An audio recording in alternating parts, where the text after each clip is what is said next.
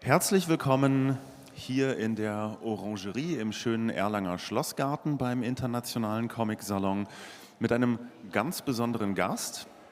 Ich werde Sie jetzt gleich auf Englisch vorstellen, denn wir werden auch das Gespräch auf Englisch führen. Mein Name ist Markus Pfalzgraf, ich bin Journalist und darf durch dieses Gespräch mit Kate Charlesworth führen. Welcome everyone here in this beautiful location and also online. We're being live streamed on the website of the Comic-Salon as well. My name is Markus, I'm a journalist and I have the honor to talk with a freshly awarded Best Non-Fiction Comic Author, Kate Charlesworth. Welcome.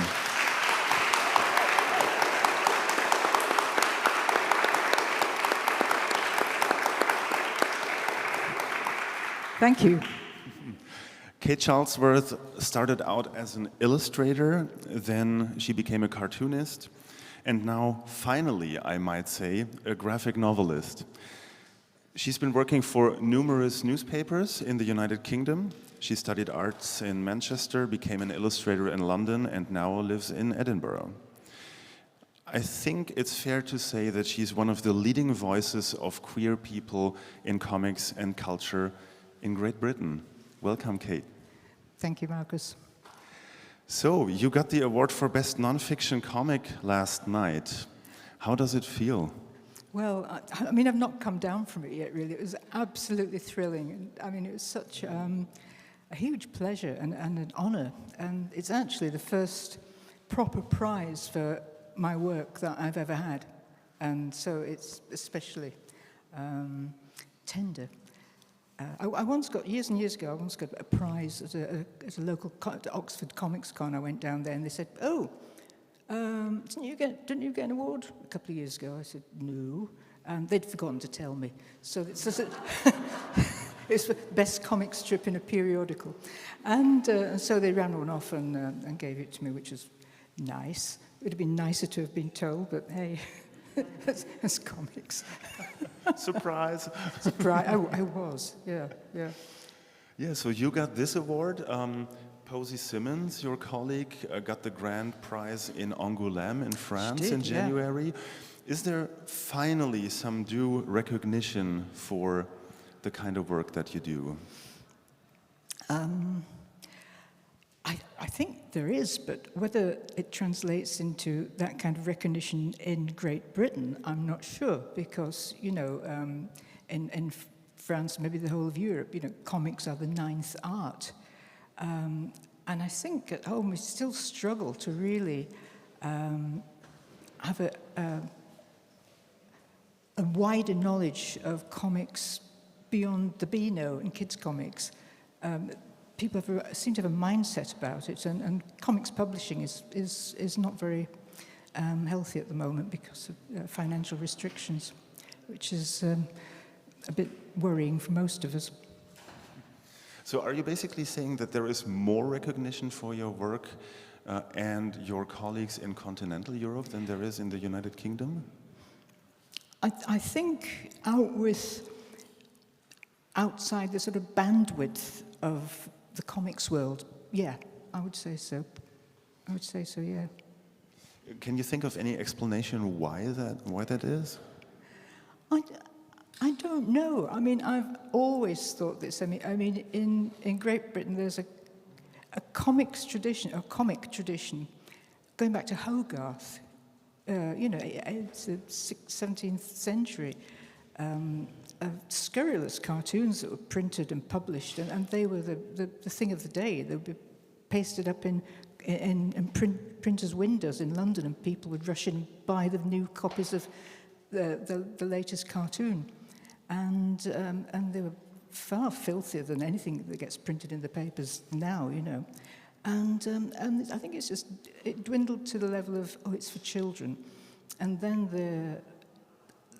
the political large-size cartoon has always been present in the newspapers, but there didn't seem to be any middle ground between that sort of publishing and kids publishing and an awareness of graphic novels and indie comics, although they are growing.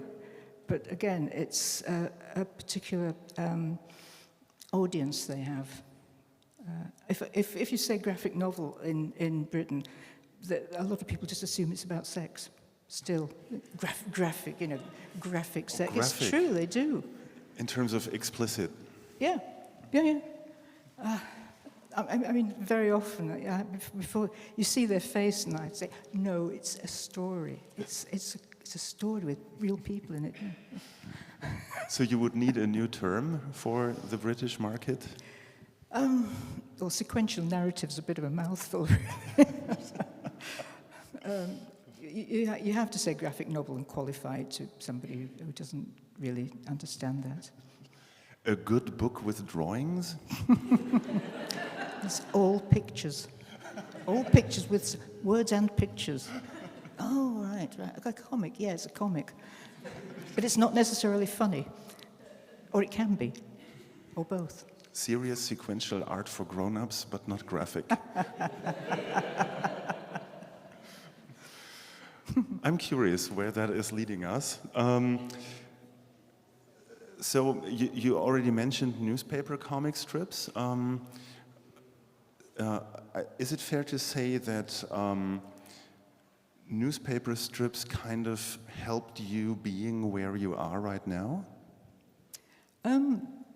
Well, yes, actually.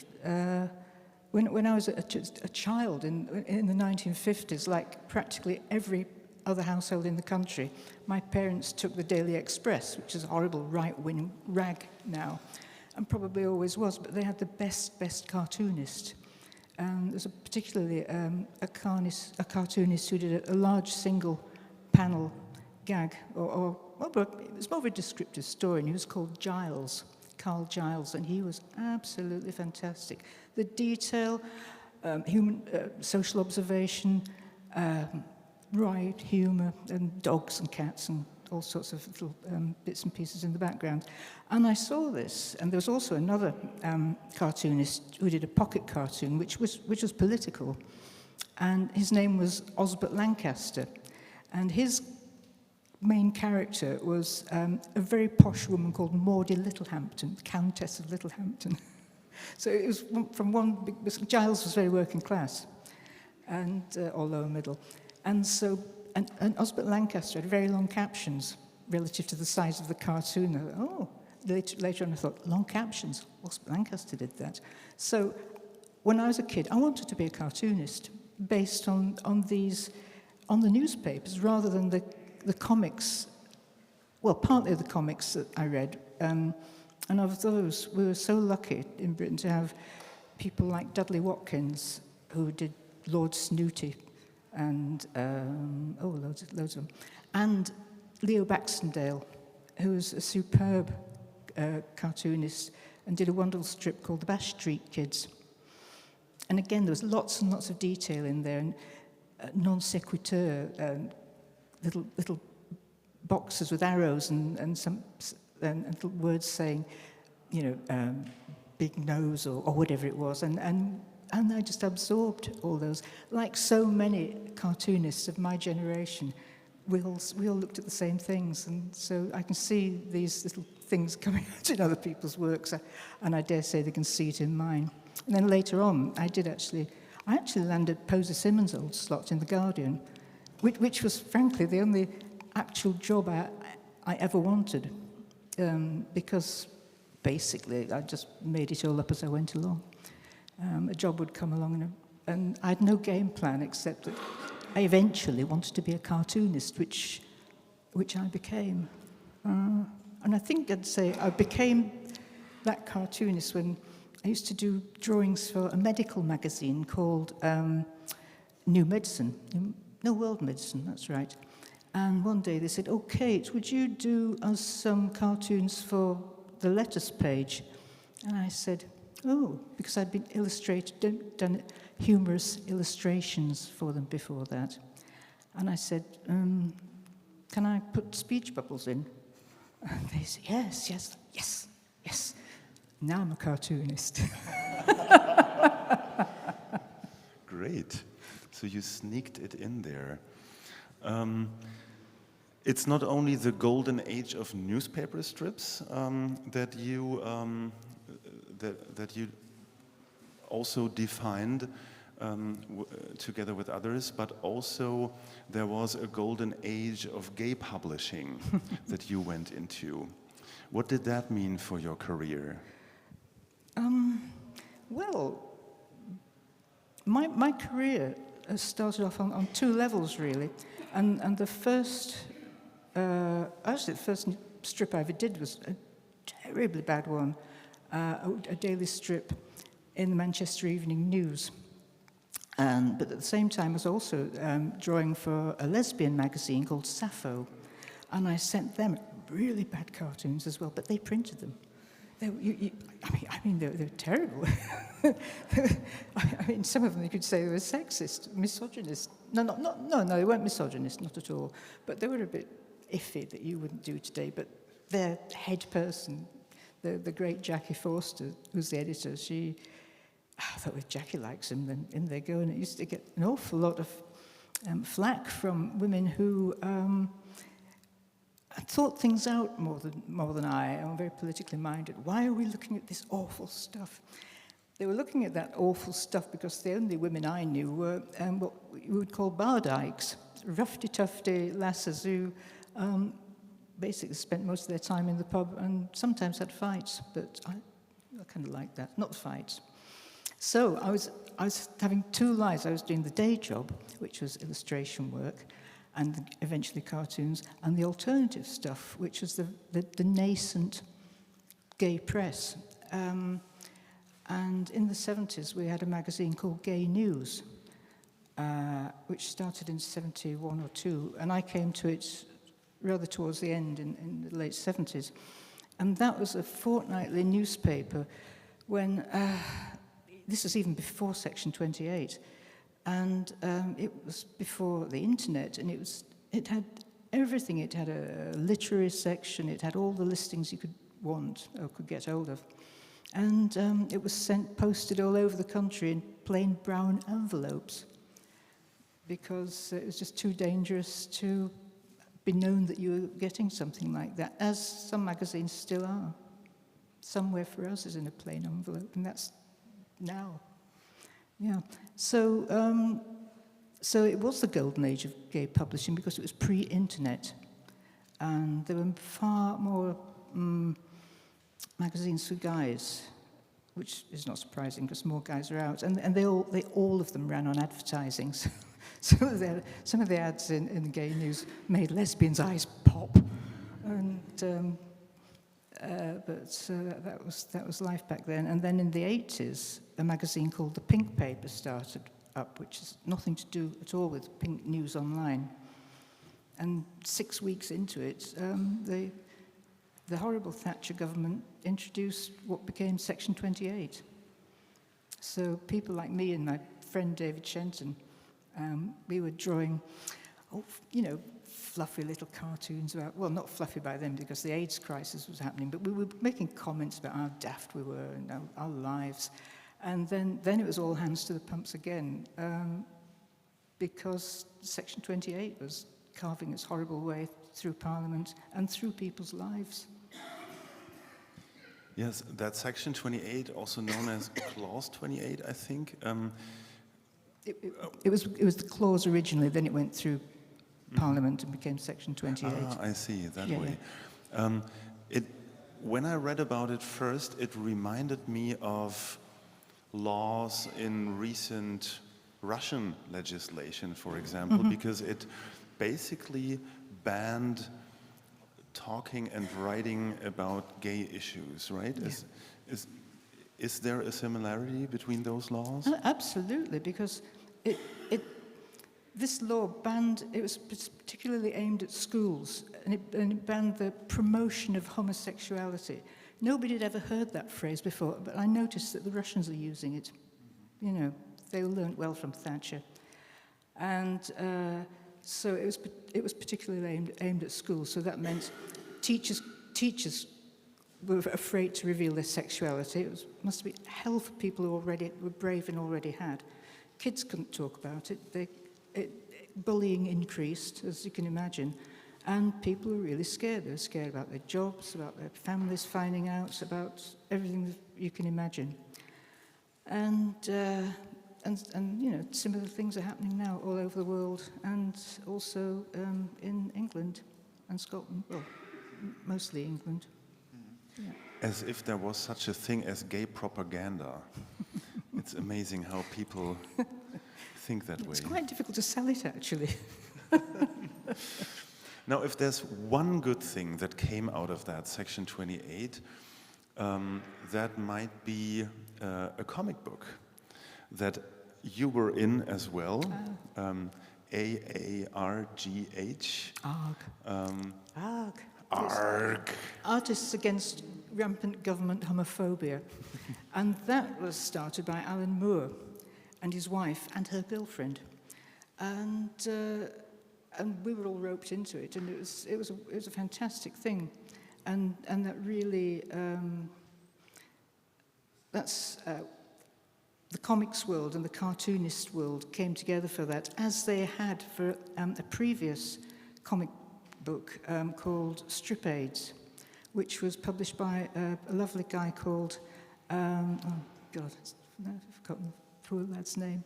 Anyway, and he had HIV himself, and he was so incensed by a cartoon in the London Evening Standard by a famous cartoonist called Jack. And Princess Diana had just gone to famously shake the hand of a man suffering from AIDS. And the cartoon was so witty. You know, she's gone back to the palace, and the entire family, including the corgis, are dressed in rubber suits.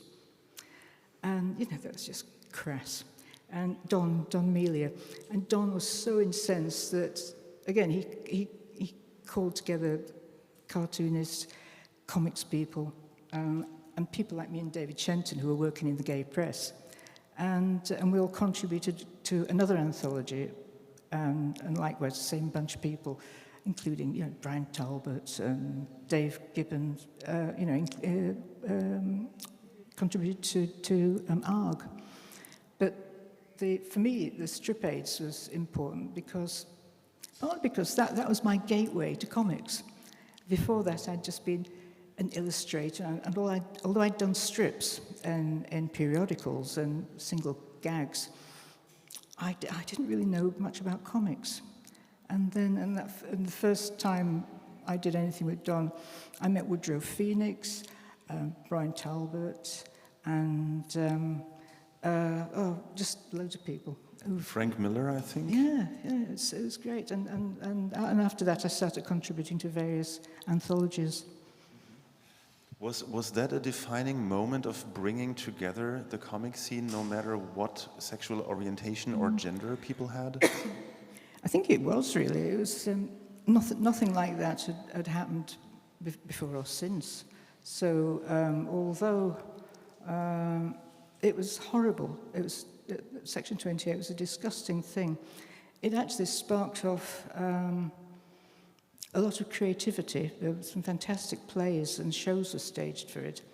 And sections of the gay community that frankly hadn't actually really had much to do with each other.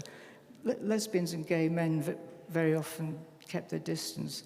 Trans people were hardly ever heard of, and bisexual people were just looked upon with suspicion by everybody else. And we all came together to fight it. And, you know, as they say, it was well, to paraphrase, it was the worst of times and it was the best of times, because we had a lot of fun. We did. And we won in the end, which is even better. It took 20 years, but we did win. It's also something that you mention in your book that we're also going to talk about in a minute, United Queerdom. You're talking and writing about the AIDS/HIV crisis also as a moment of solidarity within the gay queer movements. Like many lesbian women, for example, came out in support of gay people. Is that something that's missing today? I don't know. I think Probably not for the younger generations. I can't really speak for them, but I think, I mean,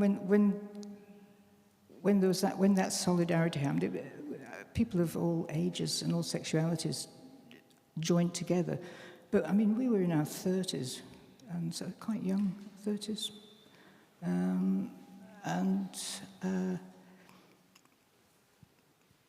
I remember one story that my friend David Shenton, who's a queer cartoonist and a very good artist, he was living in Norwich at the time, and apparently the guy at the local blood donor, one day there's a great drive amongst lesbians to give blood because gay men's blood wasn't accepted and wasn't for years and years in Britain because of the risk of HIV. So all the lesbians in Norwich got together gave blood. And one day, I think about 67 women turned up. And the bloke at the blood bank said, "I had no idea there were so many lesbians in Norwich." You know, there were rather more than that. So it was very funny. So today, I think today some people are very much drawn together, and other people are not, foolishly. There is the Stonewall riot in your book, like many other seminal historic events that took place in the last 50 years. The Stonewall riot also had a lot of gay, lesbian, and also trans people involved. I was wondering how you look at today's scene. Your book is titled United Queerdom in Germany. Is queerdom as united as it was? Thank you, Hannah. the only begetter of the title, which is an excellent title. In English, it was called Sensible Footwear, which doesn't really translate in German, really, because when I was a younger dyke, you really could more or less tell a woman's sexuality by looking at their feet. They could be looking quite butch and all the rest of it. And you look down, and they've got slingbacks on or little girly shoes in there. Forget it. So look at the feet first. What did I say? Oh, queerdom. As I said, in some ways, it never was that united. And it took a crisis. It took the HIV/AIDS crisis and then Section 28 to stir people into action, to pull people together. And there were still people who were going, crisis, what crisis? Because there always are. And I think now, I mean, now it's the trans rights debate. And so some people find this very threatening, and other people have just absolutely said, we're allies. We're allies. So, yeah, some people are very united and some people aren't. And I actually a lot of this, I truly believe, is because communications are so instant now. Back before the internet, which is it's almost difficult to, it's impossible to imagine if you weren't alive then. You had to wait for the paper to come out, or the news on the radio. And so the sort of news we were talking about only ever got out in the gay press, really. So things took a long time to get going. There were the lesbian sex wars of the 1980s. Oh, God. Really, this is what they were called. Gay men must have looked on in huge amazement. They were, what the fuck are these women on about? And there was something called political lesbianism. It's basically, these were heterosexual, mostly, women who took the slogan, correct me if I'm wrong, Dan, it's feminism is the theory, lesbianism is the practice. So a lot of feminists decided they were lesbians. And a lot of lesbians went, what? We're not educating you lot. Get on. And some of these political lesbians, they did really rather like it. And, I think they actually did find their true sexuality there. But that was quite divisive. And some of these political lesbians, like Sheila Jeffreys, who is, I'm afraid to say, a leading TERF still, surprise, they were saying, you cannot have any kind of sex that at all imitates heterosexual sex. Really, really. And some women who were just coming out, they were so confused. You know, what were we supposed to do? Just sort of lie there and think about it. But that eventually all died down. And you know, the stream of events and life carried on, and nobody was bothered apart from a few diehards, I suppose. Nobody ever bothered about it again. It had fizzled out by the 90s, but now, you know, instantly, you have instant pile-ons, and it saddens me more than I can say, because at this time, not just in queer life, in the world, you know, we have to stick together. We cannot afford to be divided, because, you know, divide and rule is true. And so here's some queers, well, they wouldn't call themselves queers, a lot of them. So that, again, there's another divisive terminology. So we've got one lot scrapping away with the other. And I'm afraid the right wing and the Christian rights and the anti-abortionists are all part of the same package, sitting back and saying, do our work for us, people. Well done, carry on. And that's what I think about it. Mm-hmm. For those who might not be familiar with the term TERF, it's basically transphobic feminists. Is that no, it can be meant to TERFs. Trans-exclusionary, revolutionary feminist. I don't think there are actually that many revolutionary feminists about now, and some of them are these old buggers, really, like Sheila Jeffreys. Is that a new division right there within feminism? Yeah. Yes, it is. It is. I mean, we have dear friends, really good friends, that we don't agree with them on that, and they don't.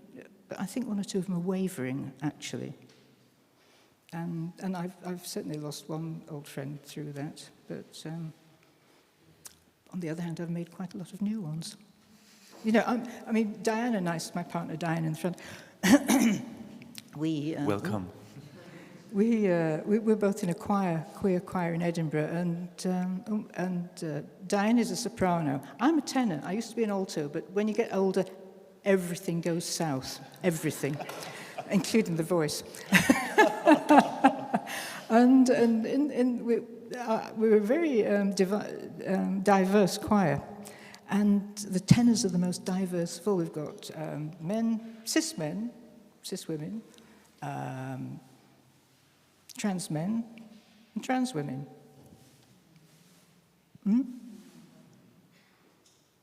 Non-binary? Oh, non-binary. We do indeed.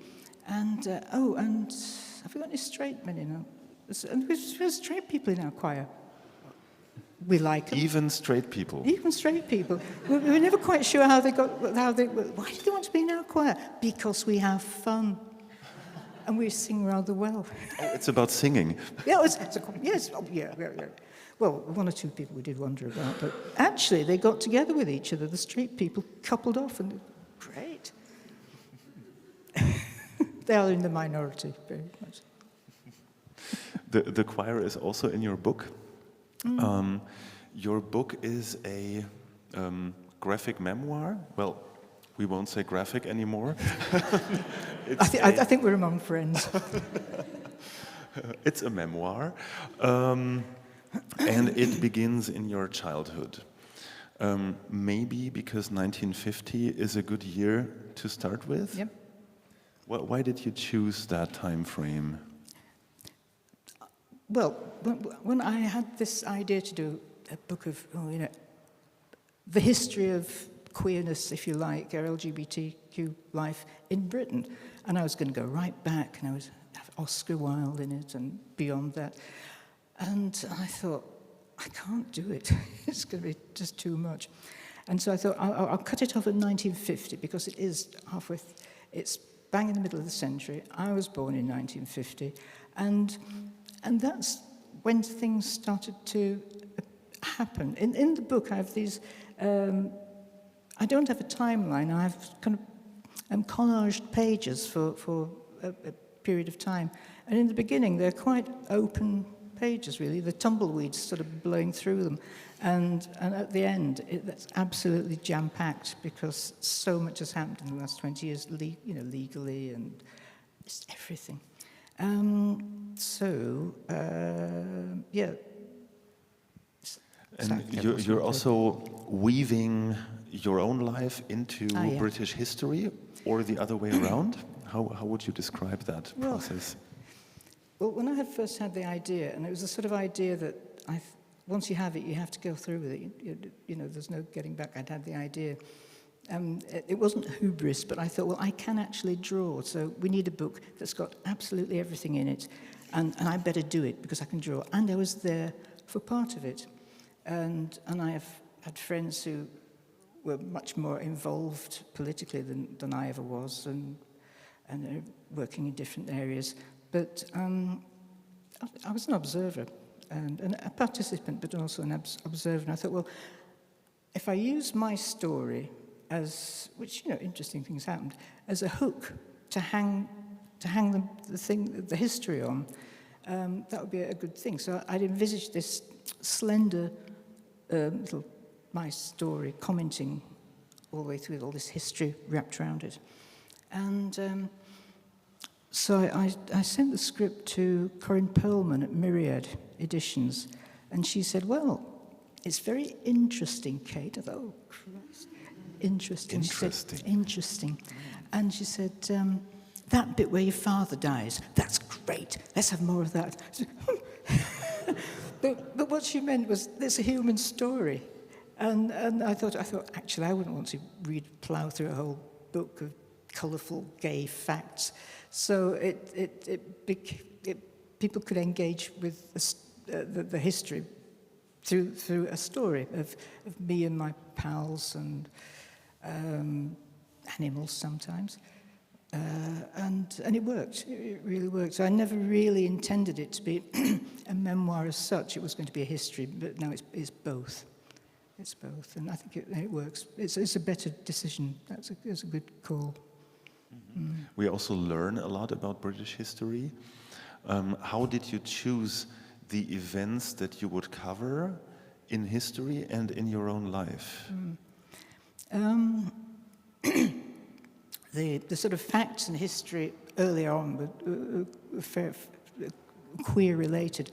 It was easy enough because there weren't that many of them. The first trans women in those days, it was called a sex change, and they made the headlines, but they were seen as a curiosity, I think, and they just lived their lives. So when they appeared, they're in there. There was the homosexual spy scandals. God, there constantly seemed to be homosexual spy scandals in the 50s and 60s, and there wasn't so much about women. So I put in people that, it was known that they were lesbians, or like there's a famous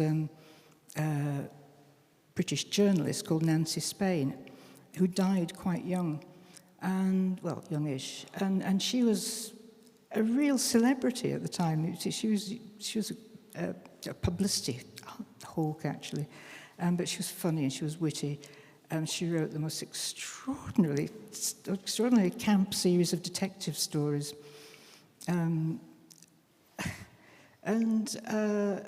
She looked like a lesbian. She was a lesbian. She appeared on ancient British TV game shows. And I was told by someone who knew that it was written into her contract that she only appeared in a man's jumper and shirt, and trousers too, but you only got to see people from the waist up in those days. And she did too, and I remember seeing her, I thought, oh, she's lovely.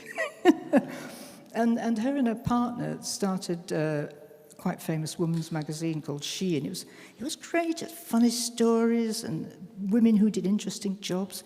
And my mother loved that magazine. She really did. If only she knew. If only she knew. Well, I do wonder, actually.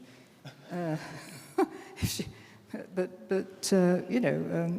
like lesbians had all the fun because old Nancy interviewed all her mates, and reading between the lines, you could tell who was and who wasn't. And this is in the 50s when somebody like Nancy Spain, she was a beacon to all queer people, men. Gay men adored her because we all knew she was one of ours, and it gave other people permission to. If she could be out there, then they weren't alone. It was a bit like finding out that Dusty Springfield was a dyke. I don't know how I knew that, but I did it. It filtered down even to kind of classroom level. And because of that, again, I can't be the only one, even though she never dared come out. Mm-hmm. You're also writing in your book something like, I didn't understand boys, but I wanted to have what they had. Yeah. How true is what you're writing there in terms of your own life and feelings at the time? Oh, absolutely. I mean, I didn't really have any crushes on girls, although me and my little pal Anthea had got up to naughty things in the bushes, but I think she led me on. I think it was her doing rather than mine. Anyway, but little boys, I liked the clothes they wore, and they always had great toys. The kid next door wanted to be a farmer, so he had this wonderful farm set with tractors, and I mean, when these things were beautifully made, and God, I wanted those, and had a gun and all the rest of it. And my mother said, "Oh, she can't have a gun," and it wasn't any kind of anti-war thing. It was like, she can't have a gun. She's a girl. And my grandma bought me one for being good at the dentist. my mother, foiled by her own mother. And that's great. I loved that. Those little paper caps that, cracked when you shot them. So how much of that is really what you exactly thought at the time? How much of it is storytelling from today's perspective? Did you have diaries or anything like that? One thing I regret is not having persevered with diaries. I really wish they would be very embarrassing to read back because they'd be pretentious as hell, but they would at least have dates in them. The only time that I did actually, thinking about the book, and I did look through diaries going back to the 80s, which was useful for what happened when. But there's a section in the book about tennis, because women's tennis really attracted lesbians in the olden days because they were mostly lesbians. I used to do a few illustrations for a tennis magazine, and I knew some of the goss, and which simply just confirmed everything.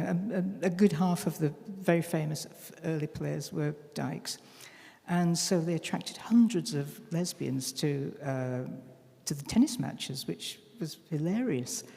And me and my then girlfriend went down to the Eastbourne Women's Tennis Tournament, which was the pre-Wimbledon tennis thing. It was just wall-to-wall dykes. And that night, we'd gone to a fondue restaurant. And the place is, I think everybody had gone to Brighton, which is very queer.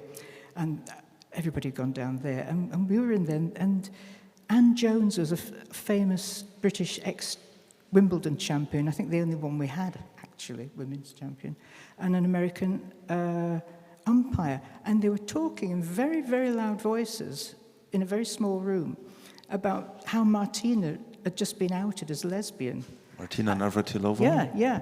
And how she was going out with she was saying, well, we knew about the lady golfer, but this is new.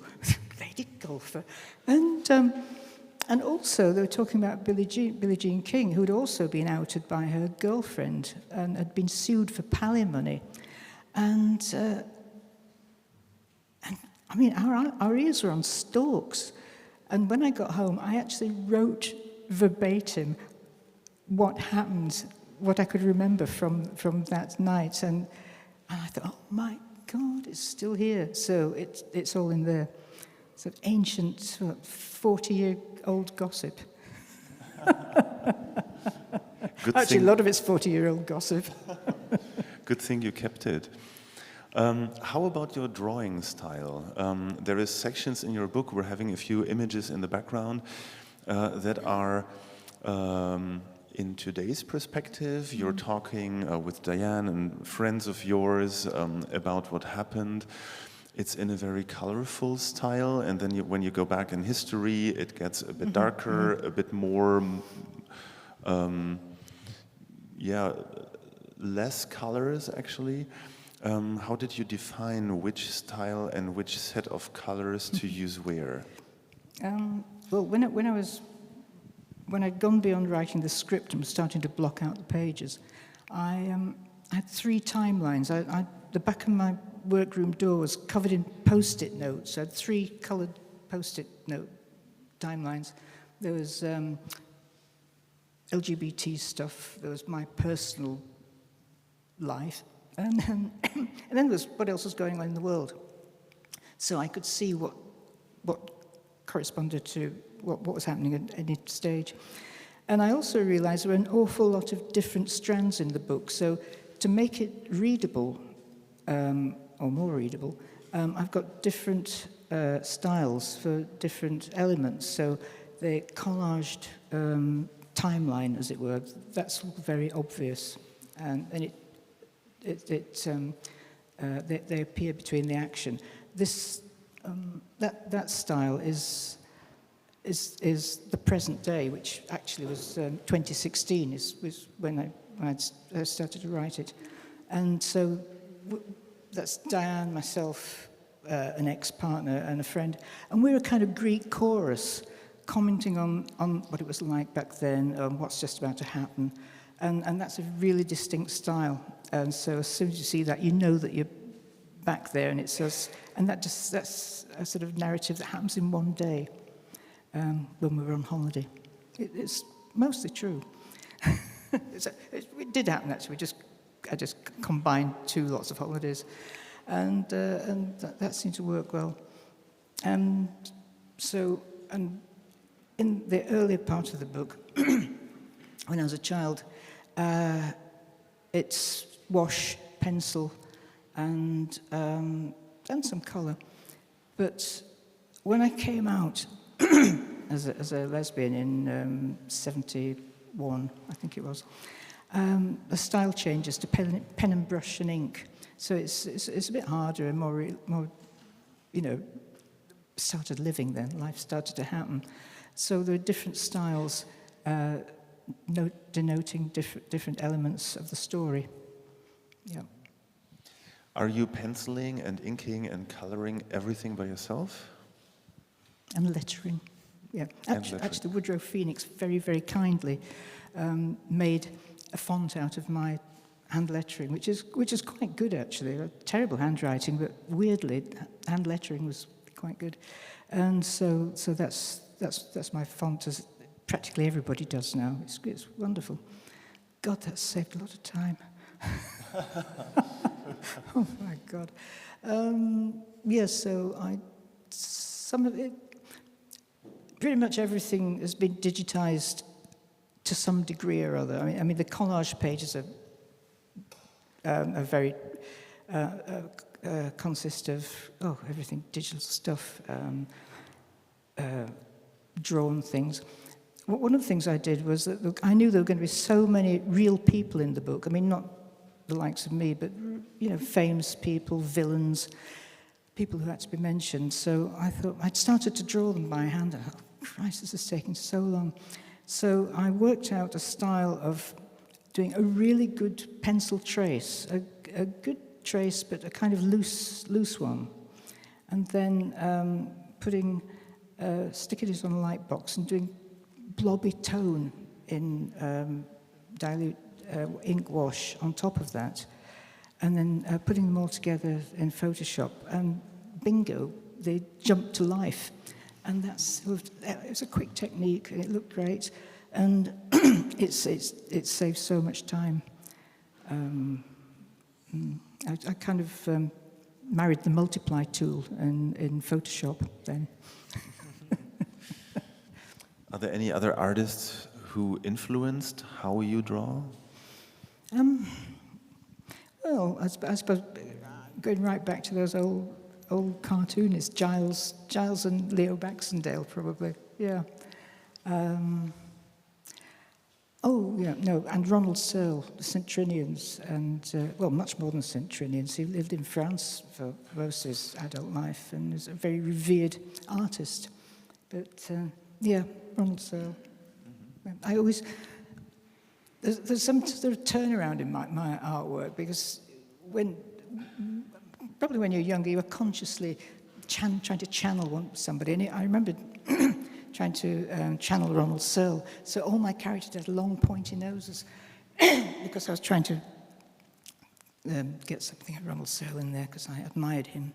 And a scratchy pen. In fact, excuse me, when I was working for Gay News, or submitting stuff for them, I had a series in it called British Gays, which was just like a bird spotting guide. You know, it's juvenilia, the great lesser spotted lurker, ha ha.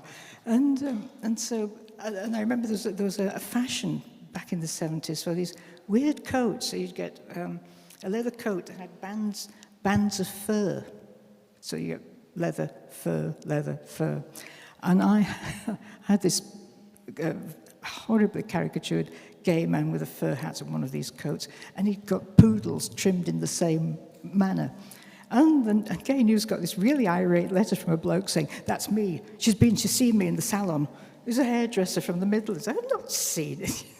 And people would do that. They would think I'd caricatured them, and no, lucky guess, not at all. So it was cartoonists. Those cartoonists influenced me as much as anybody. Yeah. You just talked about saving time by having that font. Still, it became a very heavy book. How long did it take?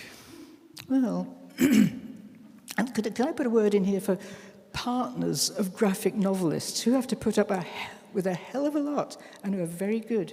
And if they can't, well, you either have no partner or no book. Fortunately, I've got both. Excuse me. Well, I got this interesting idea around about, I suppose somewhere in the vaguely in the 90s, end of the 90s, about the turn of the century. And as I said earlier, once I had the idea, I couldn't get rid of it. I couldn't unhave it, and I knew I had to do the book. And I thought about it for a while, and I started making notes in one of the documents I've got says 2007. And I fiddled about with it, and then around about 2011, I got stuck into it, and I met Brian Talbot on a visit to Edinburgh, and he said, Kate, he said, Mary's just written another script because the Daughter of Her Father's Eyes had come out and eventually won the Costa Prize and was responsible for a real flowering of graphic novels in Britain. He denies that, but it's true, actually, because they were a husband and wife team, and this was news. And it was the first time a graphic novel, there was another one, actually, which gets forgotten, had won a major prize. I digress. Anyway, he said, Mary's written this script. Well, I said, what is it? He said, it's suffragettes. He said, would you be interested in drawing it? I said, yeah, just a bit. So I was just about to dive into making a book. And so the next couple of years I was busy on that, on Sally Heathcote's Suffragette, which was published in 2014, by which time I'd gotten back to this book and I'd worked the script out. And so the drawing took about it took about 5 or 6 years with gaps for actual other work. But it was ludicrously intense. And just, I have a permanently bad cartoonists and graphic people and comics people note, watch out for the screen, otherwise you'll have a solid, painful neck like mine, because I've sat at the screen for far too long at a bad angle. Not the drawing board is fine, but it was a bloody screen. Photoshop. My Photoshop neck. Should be a recognized illness for cartoonists. I think so. It's an industrial injury.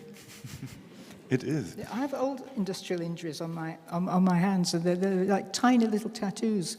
It's the habit of putting a loaded dip pen or a very sharp pencil in your mouth while you're doing something. Like, ow, ow, ow. I've got dozens of them.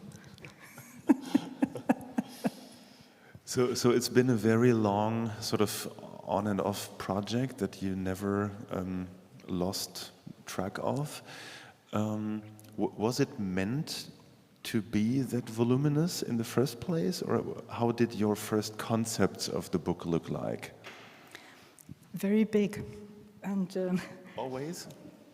Yeah, because the thing is, you can have as many history books, queer history, gay history. There are hundreds and hundreds of fantastic, it's wonderful, so many books, but there was nothing in pictures. I like to see pictures of people, and a few photographs around, but I knew it had to be all in pictures. That's the whole point of it. So I thought this is going to be quite a big book, and my fantastic editor at Myriad, or projects director as well. She said, Kate, because I was thinking, can I have another 20 pages, creeping up. It's 320 pages now, which actually is fairly modest because the graphic novels are much bigger than that. And she said, Kate, if you do any more, it'll be a brick. It'll be like a brick. And I thought, okay, it's true. And that's the only hardback. All the others are soft paperback with French flaps, which I quite like, French flaps. Who knew? I didn't know. There. So I always saw it as a big book. Mm-hmm. It is a brick, and it's a pleasure to read it. Thank you. And maybe we'll have a few more minutes for some questions from the audience. I like to think of it as more of a roof tile. A roof tile? Yeah, roof tile. That's nice. Sorry. Michael.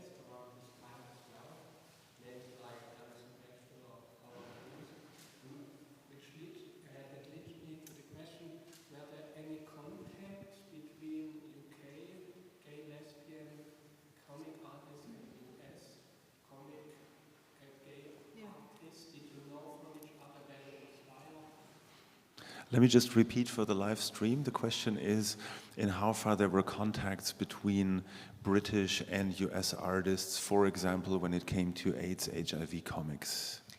Not really. Not back then, because I started making queer, gay, lesbian cartoons and comics in the 70s, and there was me, Kath Jackson, David Shenton, and that was about it, really, in Britain. And Alison Bechdel started a bit later than me. I remember gay comics coming out in America, and I the magazine? Yeah, a sort of DC size comic, and called Gay Comics. And I had a couple, and somebody pinched them, I think they disappeared. I kept everything else. And so we were kind of just working in our British bubble.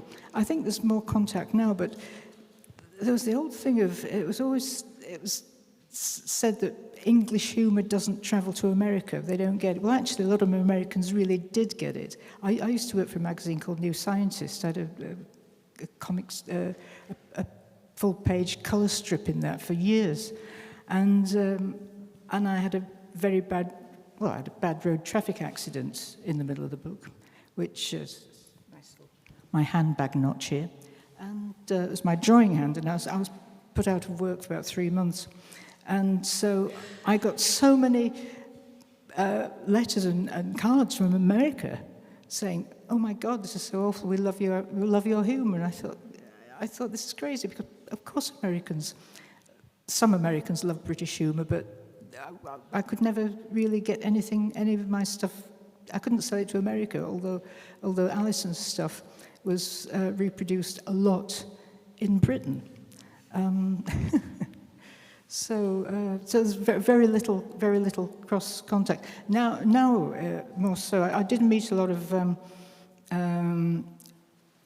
Some of them were lesbians, cartoonists, comics people at Angoulême in the early 90s. But yeah, that's we didn't talk about drawing very much, actually. That's interesting. Going to the pub. Any other questions from your side? We'll have another minute, I think. Then maybe I'll have one more. My colleague Peter here just lent me this book. You already mentioned some sort of natural science comics that you drew earlier. What's this about? Okay. The cartoon history of time. This is a comic. It's actually when Stephen Hawking brought out when A Brief History of Time came out. This guy, John Gribbin, who's a science writer, because we both contributed to the New Scientist magazine. Gribbin said, "Let's do a cartoon version of it." And he was actually he was at university with Hawking, and he cheekily asked Stephen Hawking if he'd do an intro to it, because we've got the cartoon history of time refreshes parts other time histories cannot reach. That refreshes the parts that others cannot reach. That was an old Heineken strapline, a Heineken advert. There's a whole series of very good ads, so we said that, and Stephen Hawking said, "I don't think so." And there's, as you see, there's a cat and a chicken, and they're the characters who were in my New Scientist strip. And there they are surfing the river of time. That's Schrodinger's cat, and the chickens was a pet bantam of a dear friend of mine called Junior Chicken. Yeah, that's a long time ago. I was 80. Is that 94 or 96? Anyway, there. Lovely hand lettering. So I guess we're almost out of time. Thank you very much for giving us this big tour of your works, your non-fiction works. I think you're gonna work in fiction as well in the future, you mentioned somewhere. We can be very curious about that. For now, it's United Queerdom in this beautiful translation at Carlsen. You can get it at the Carlsen stand here in Erlangen. It's in Hall A. And overnight, there appeared some mysterious stickers on the cover because it won the prize for Best Non-Fiction Comic here at Erlangen. Thank you very much for being here at this beautiful location. Thank you very much for watching us in the live stream. And thanks very, very, very much to Kate Charlesworth. Thanks, Markus.